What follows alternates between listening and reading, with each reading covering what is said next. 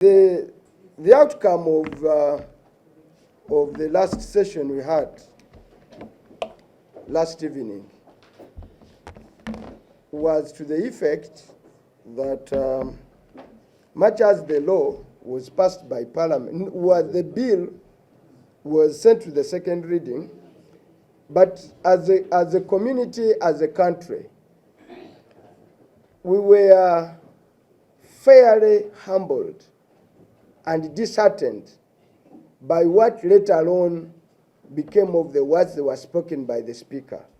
But as we say in Uganda, the only way you can understand which heart in your compound is leaking is to allow the rain to fall. And I don't know how you, the Bakaturichi, say that spirit of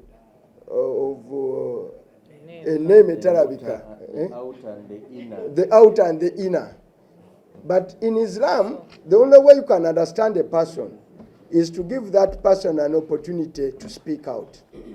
Now, the Speaker of Parliament, who by all intent and purposes was speaking and acting for or on the instruction of the President of the Republic of Uganda, uttered words which in any other democratic dispensation and even within our moral and legal framework now renders this law on UCDA literally to collapse. Because he now spelled out the very intent of the people bringing back this law, with the President of Uganda, to the effect that this law is targeting a particular community. This law is targeting Buganda. But when you reach, later on Dr. Rume is going to read for you the 70, how many people? 77 people who voted for coffee. Quite a good number are from other regions other than Buganda. But for the Speaker of Parliament, acting on the instruction of the President, to begin to mobilize a National Assembly, to legislate with the intention to weaken a particular tribe or a community, by that very action nullifies this law or this bill. And therefore we demand now that the bill be withdrawn, because its intentions are intended to target a particular community in Uganda, which is unconstitutional, which is not anchored in any of our legal jurisdictions. Therefore, the bill, literally now, morally and otherwise, collapses, because the spirit of the bill now, we know it. The spirit of the law is to weaken a particular community. We want the Speaker to account for every word she uttered when she instructed staff of Parliament, and I think a given minister of government of Uganda, because Obua, when he's there, the chief whip, by the way, is the minister of a Republic of Uganda. Remember, a Republic of Uganda, not a kingdom of Museveni. A minister of a Republic. So for him to act and implement sectarian instructions is also unconstitutional. And it became, even Obua, who also speak and affirmed that he had mobilized on sectarian level and had the numbers, should also resign. So is the other staff of Parliament, who also was instructed to act on instructions that were unconstitutional. And the Speaker of Parliament, we demand an unequivocal apology to the people of Uganda, and in particular, to the people of Uganda, for targeting them as a tribe, as a region. By the way, those who want to make Buganda look a tribe don't know Buganda. Because by and large, Buganda is no longer for Buganda. Alone. No, Buganda is no longer for Buganda. Is Uganda made simple. You want to say Wachiso or Kampala or Mukono, or Gomba, or Chiboga is only for Baganda. No. When you go to Kayunga, Nakaseke, Kasanda, Mubende, Rakai, Gomba, you are better off speaking Runyankore in so many of those areas.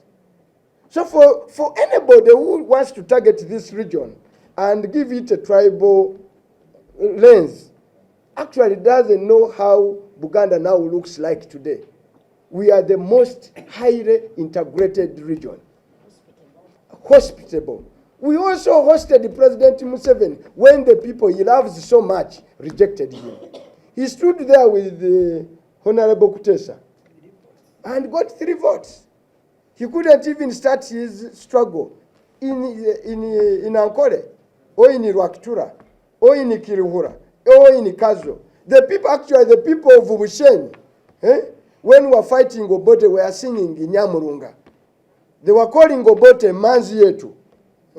I don't know whether you younger people remember those songs. You may not know. The people of Bushenyi, every year, they will call Obote Nyamurunga. They will call Obote Nganzi Emanzi ya Uganda. Emanzi ya Uganda. Emanzi yetu Obote Hangara. And they will pray for Obote. Paka last. So those are the people now they are saying they are so tribal. Therefore the people of Uganda have done their bidding. We're asking the speaker to apologize, and I have summoned the whole caucus of Parliament on Tuesday at 10. Caucus of Uganda on Tuesday at 10. And on Tuesday, we will decide a political course. And we will announce it to the country. Time for taking us for a ride must be brought to an end. They've taken Uganda for granted for so long. They've abused our hospitality for so long. We don't even want it. It has in Muruganda. Muruganda nchogede. Kati ebagoline erina amaaso agagenda nga bagataddeko galubindi zigenda ku tribe. Botunu zigenda ku ggwanga limu nga litagetinze Baganda. Nga speaker yayogedde ebigambo ebyo. Tusaba speaker nti ebbaga eryo eritakyalina maaso ga ggwanga lyonna kati lyafudde. Kubanga we are stopped tetukkirizibwa kuyisa tteeka nga lirina amaaso agatunuulidde eggwanga. Ate yennyini ye yakireese. Nsibambi edibya mu kiti. Ssaabasajja Kabaka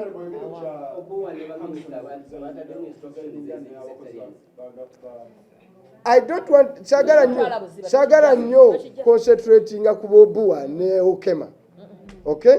The two culprits here, two abantu ababiri Emandwa n'omukongozi waayo.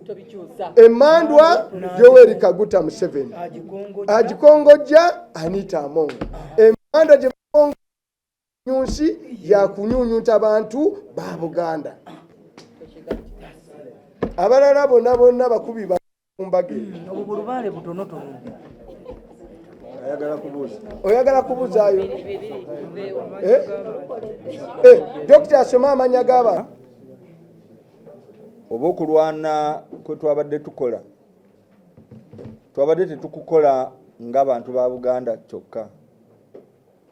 Era mu abaaliwo nga mukavaringa submissions mukyajjukira nti no Buganda Caucus yajja oluvannyuma ne Bugisu Caucus nejja. Abantu abasinga obungi balemedde ku submissions ezo era tetulina gamba nti tubeebaza kubanga babadde bakola omulimu gwabwe omutuufu ogw'okulwanyisa ekikolwa ky'okugyawo UCDA naye kino ekyakoleddwa addewo ekigendererwa ekyokugamba nti kyangu nnyo okubaako ky'oyisaamu singa abantu oba kunze balwanyise eggwanga. Era ekyasenga omukulu bwagambye era nga bwe bagamba nti gamba obbiwa mwenga alisanga ku mwoyo. Ate so nno kamwa kabi kassa siroganga. Kati abantu abasobodde okusayininga nga Dr. Isingo Mamwesije tava wano mu Buganda,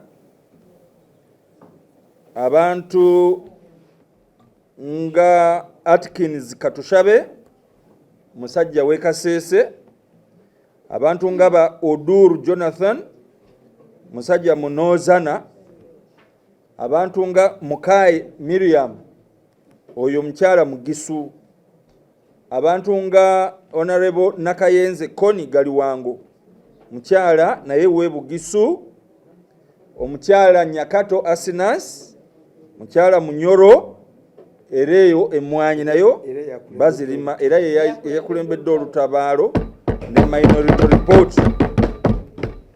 Omwami Roland ndio mujenyi Honorable naye Mukiga, Honorable Batua Timothy oyo wawa w'e Busoga, Honorable Businge Joab oyo w'e Bunyoro, Honorable Muhindo Harold oyo si w'e Kasese, Honorable Okero Nelson oyo wawa, Honorable Kamala Nicholas, Honorable Olanya Gilbert, Honorable Mboizi,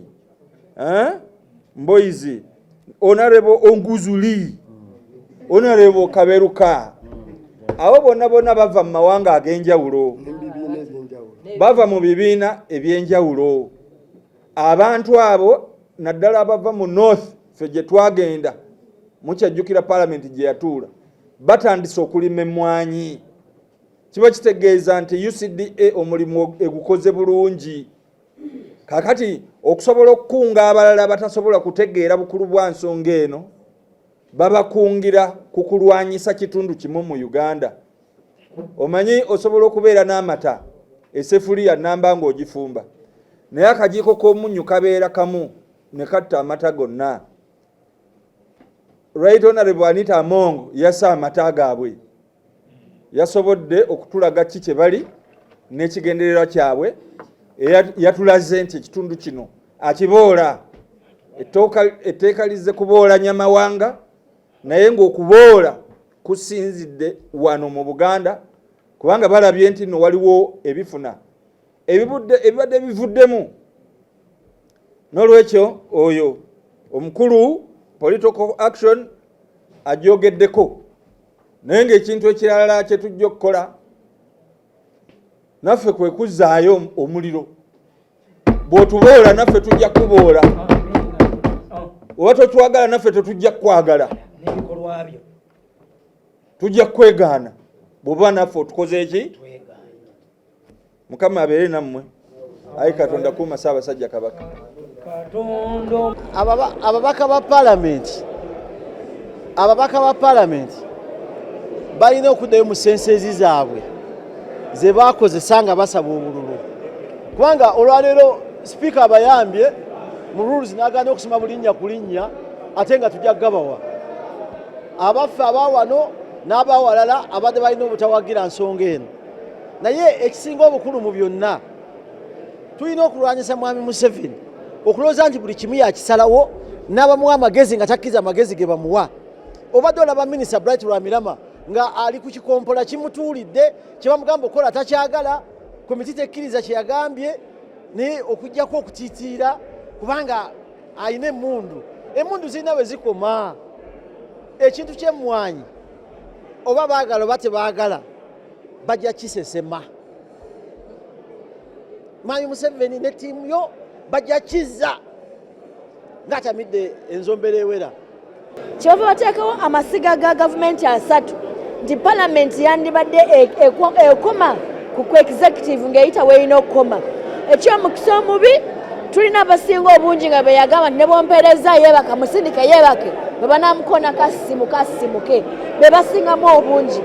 Nammwe abalonzi mwebeereremu, mugenda ne mugamba nti temwagala boogera, kati no tubikola tusirise, tubikola twogera. Mwebeereremu mulonde nga abantu basobola babeereramu.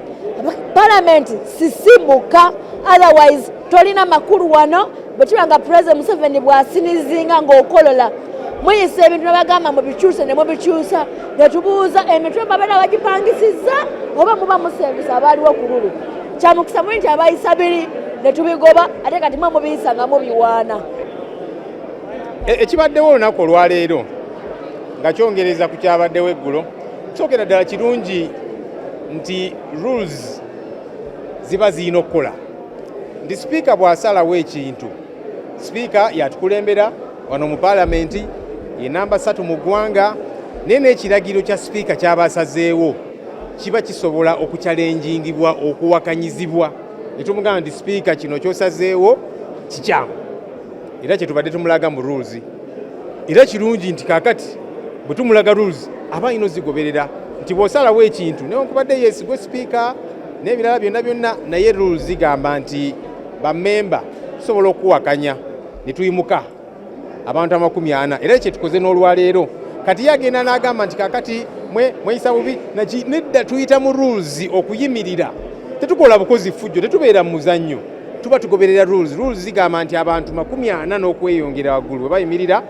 basobola okuwakanya sipiika kyasazeewo kati tutera okulonda sipiika n'ateekawo ekibuuzo those in favor aye, to the contrary nay kati zino ne bwe ziba nga mpitirivu oluusi ye sipiika agamba nti the ayes have it kakati tuyise mu rules ne tugamba nti nedda ffe tuwulidde ng'amaloboozi ga nno ge mangi ennyo era nga rules zitukkiriza tuyimirire tuddemu okulonda omu ku omu kakati abo baanawunsinze balangiridde nti kakati bano babadde bwe bati bano bwe bati twagala okutunuulira lists ezo tutegeere baani abalonze batya watuwulire mulimu ne ba ex officio abatakkirizibwa kulonda byonna tugenda bigoberera naye ng'ekyenkiza ennyo kye tuliko eno ensonga terina nakuba naya nti kakati aba NRM aba opposition tubadde linga tusayininga nga wewaawo abangi tuli ba opposition naye n'aba NRM babadde naffe bangi nga bagamba abantu ababasindika wano mu paalamenti bagamba mulwane ku mwanyi yaffe so tukyalemeddeko nga tugamba bannaye emwanyi lwaki tebagivaako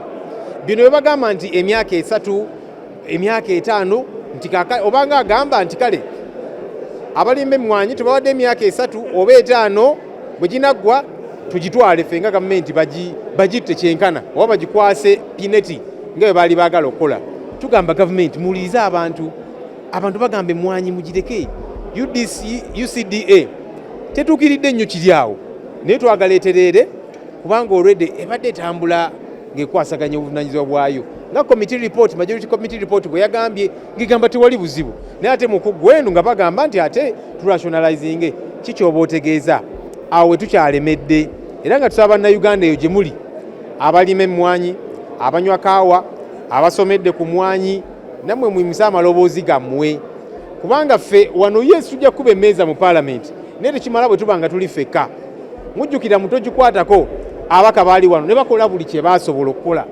naye population bannayuganda tebeegatta ku babaka kakati awo wewaali obuzibu tugamba nti bannayuganda eyo gye muli abaka bamumakubira amasimu mbagaa nti kakati gwe twalabye olondo ogamba nti kakati mwanyi tugikwase gavumenti ekyo kye twakutuma okukola mutwegatteko ku nsonga eno ey'emwanyi. I wish our ex-official members did not participate in the voting because we as some might have participated in the voting. We must be able to deal with all of that. But what we are telling government critically, let coffee be. 12.5 million Ugandans are part of the coffee economy.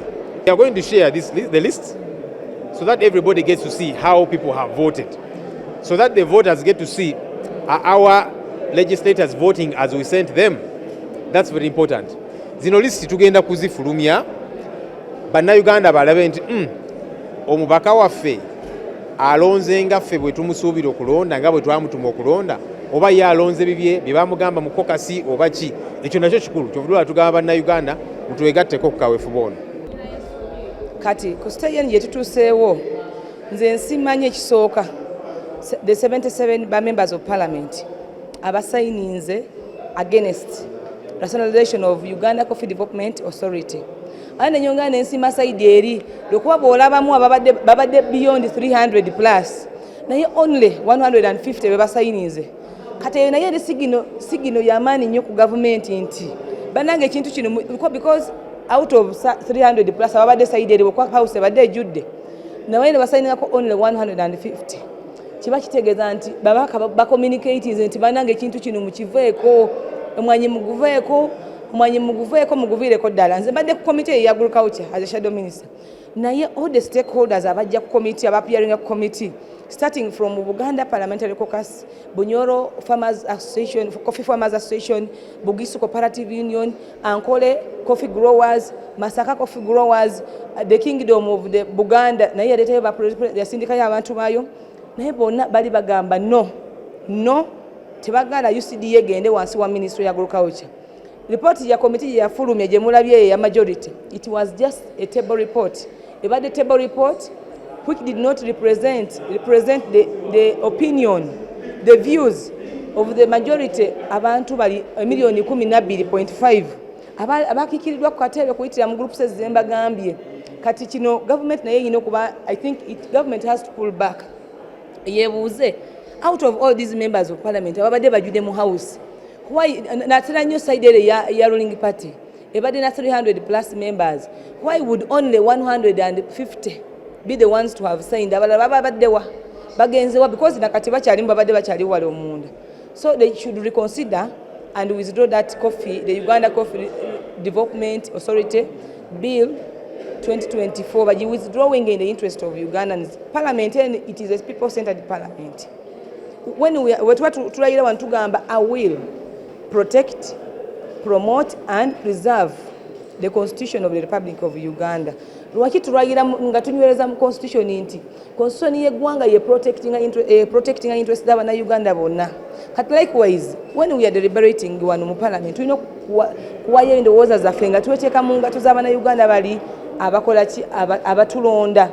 And also a report yaffe nga kati tulina minority, the 12.5 million Ugandans, they highly said and strongly rejected rationalization ya UCDA kujiza wansi wa Mother Ministry ya Agriculture.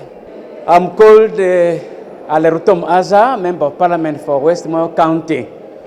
Today in Parliament we have been discussing about issues related to coffee development and a coffee plantation.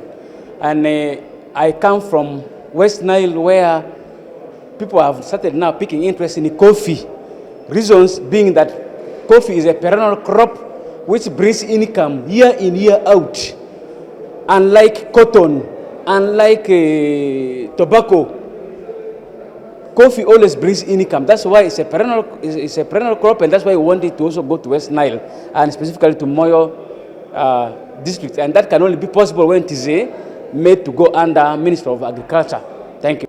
Anga bwe twasuubiza bannayuganda nti we twakomye golo tulina okutandikira leero ne leero era twebaza ababaka bonna abazze ne tusobola okulemesa ebbago lino okugenda gye bayita second reading. Olutalo lubadde lw'amaanyi nga si lwakusaaga kuba emmwanyi yaffe ye taata ye maama yeetuwa buli kintu. N'olwekyo nkubiriza bannayuganda bwenna okwongera okuteekamu amaanyi ababaka bammwe tulabike nti omulimu guno tutandika butandisi tegunnaggwa. Tulabe nti tusobola okulemesa gavumenti okutwala UCDA mu Ministry of Agriculture. I call upon all people out there to tell your members of parliament, this is just a start. With the coffee, you can't allow the government to rationalize the UCDA to make it a mere desk in the Ministry of Agriculture. It's just a start. We have to fight until the last day. Ate tekitegeeza one, Speaker atolose mu parliament.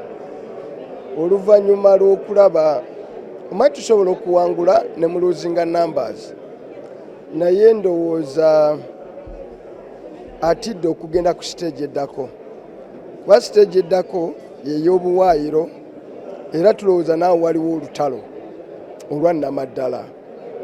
Kubanga awo tugenda okuyisiza obuwaayiro obujjawo UDC era tusuubira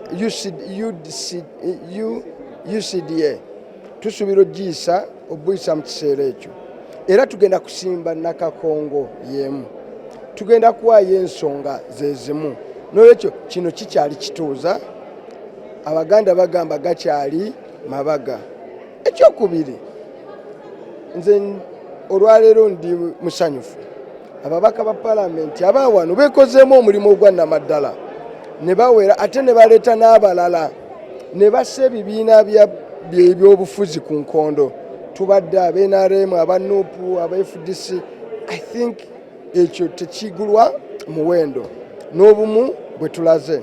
ekyokusatu ensonga eno bweggwa ya byabufuzi nze ndowooza nga tubuzaayo emyezi nga giigyo tugende okutandika okulonda eno ensonga tugenda kugitwala ku ballot kati tugenda kwaŋŋanga bwana Museveni yennyini tumugambe gwotwale emwanyi yaffe kale nekyo bannayuganda abali eyo ffe ogwaffe tugukoze olutalo nammwe luzze gye muli be lunaaba lutulemye ku feezi eno naye nga tukyafubana okukola ekisooka wadde tulina kye bayita tyrant of numbers nti ezirabika logiki naye nazo olaba zitidde olweggulo lwaliro ne zigamba katusooke tuddeyo twerowooze tukyalina strategy ku kiddako kawaayiro ku kawaayiro tugenda kirwana watali kusamuka.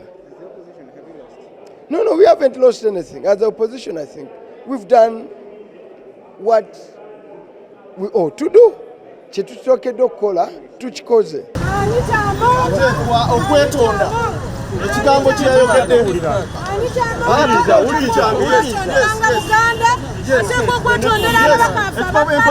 tutwala wa speaker. Yes, this is the document. Bring that vehicle. Well.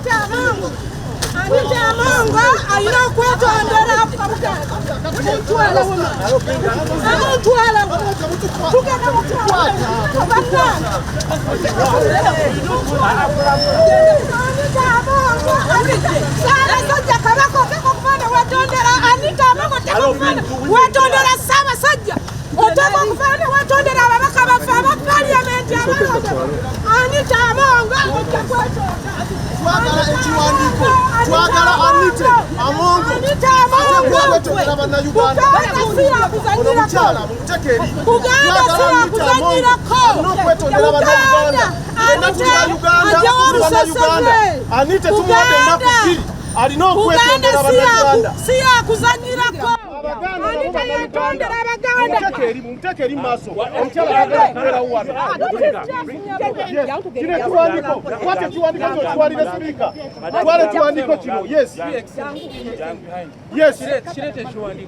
gwani akititte bannamawulire mukwate ono yatwalidde sipiika ate kikyo Anite alina okwetondera abaganda Anite alina okwetondera abaganda bannayuganda abaganda nabo bantu abaganda bantu twagala Anite yetondera abaganda walizayinge akola abaganda nabo bantu twagala Anite Amongo ateekwa okwetondera bannayuganda Anite Amongo ekiwandiiko kino kitwala mu Parliament ya Uganda Anite alina okwetondera bannayuganda